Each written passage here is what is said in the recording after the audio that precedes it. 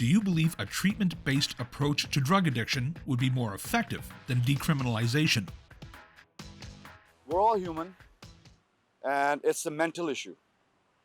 And if you have a mental issue and you keep supplying them with the same drugs, and it's not going to go away. I don't think it's either or, decriminalization and treatment. I think we can learn from Portugal's example of what decriminalization looks like. I think treatment is obviously a really healthy way of dealing with it, but it's not one or the other. I think really we have to look at what society is doing around drug use, and then trying to figure out, well, how do we treat drug users in a way that honors their humanity. I think that's the real trick, is trying to get not just society, but trying to find solutions that work for them, and building from a client-based approach rather than here's the glove, does it fit? I think an approach based on treating addiction and treating mental health is what I think would be the number one solution. That would be if I had to say what would you do, that's what I would do. I would provide more addictions counseling, more mental health counseling for people who are suffering from those kinds of illnesses. Yeah, no, I completely agree. I think it's more talking about mental health and their addiction, and not so much the drugs. That is a factor, but we have to think about why that happened in the first place.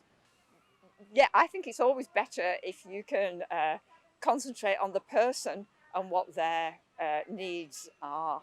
So yes, I would always want to look at a person-centered approach. I would hope that the first one would be the best, but something tells me they gotta legalize more of the drugs, yeah. Take it out of the shadows so it can be seen and administered properly. I think it's a little bit of a mix, probably. I'm more on the decriminalization side. I don't think that treatment is necessarily gonna help out there, but for some people it might help. But generally, I don't think so. I really don't know. I think a lot of the medical literature and the people in the medical community seem to favor decriminalization, but I'm not sure whether that's the answer or not. So I really don't know. It's a double-edged sword. We want to provide a safe space for these people with addictions so that they don't feel like they have to do it in secret and hurt themselves even more. But treatment is also necessary to help them. So I'm kind of in the middle on this one. So certainly treatment. Not decriminalizing, because they'll just look for other ways to get the source. So it's got to be treated. Whatever we're doing, it's not working. I don't think it makes sense to round people up and then have them go into the system and out of the system. Is probably not a good use of police resources. People are now openly shooting up on the sidewalks. It's not, and that makes sense. If to not use the police resources that way, if they're already stretched. So probably I would favor a treatment approach. Makes sense? Yeah, I think they call it, the Liberals and NDP, they call it safe supply. And at the end of the day, there's really nothing safe about it. I mean, there maybe it's not laced with things that's going to kill you, but these drugs are still not safe. So our priority as a government should be to fund treatment. And that's the way to really get out of this crisis. We need to bring our loved ones home, fully healthy, not with any drug addictions or anything like that. That would be the way I would personally want to fix the current drug crisis right now. We're seeing in all the major cities in Canada, that would be how I see it.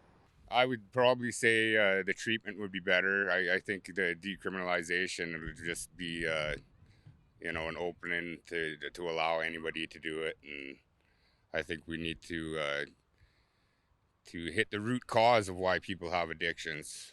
No, I don't. I think, growing up as a young kid, when all that stuff was tempting, that was a fear, the consequences of it.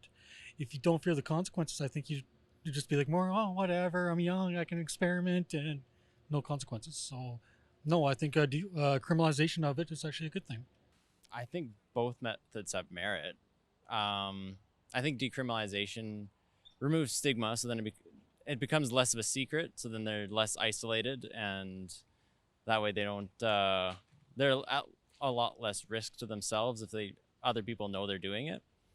But when they want to get off, those treatment programs are also important. They also need those. So both.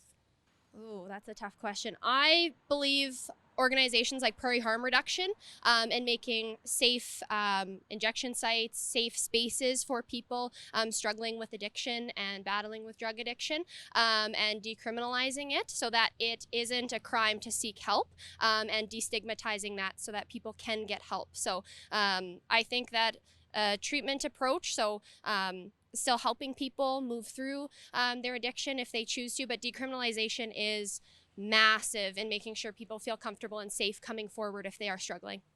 Yeah, I do think when we look at addictions and all the things that come along with it, treatment is of course the most important. Here in Saskatoon we have a safe injection site, and I'd like to see more support given to that. Definitely. I think that people definitely need rehab if they have addictions, for sure. I believe that going into the penal system as well is a good way for it. I mean, you're learning from your mistakes. I mean, I think it's both ways. I go both ways, definitely. I think both can go hand in hand with decriminalization as well as the support for people that have those addictions. I think they go hand in hand. Yeah, treatment is definitely the way to go for that type of stuff because, you get to pair up with counselors and doctors and psychiatrists and people that were literally trained to do that job and help you, right?